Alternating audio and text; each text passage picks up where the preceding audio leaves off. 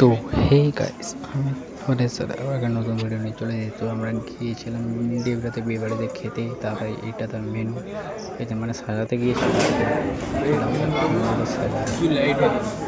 চালের বোতল একটা করে দিয়েছে ছোটো সংসারটা, আবার ফাঁকা আছে যে সংসার দিয়েছে।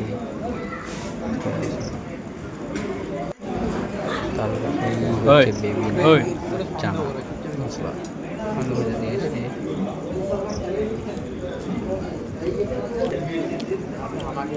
পিস কাটতে দিয়েছে।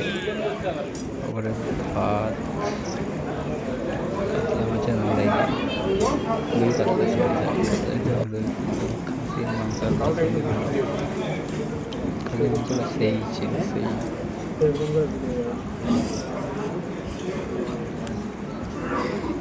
খেলাম। তারপরে খেয়ে দিয়ে চলবে। তারপরে দুটো করে সবাই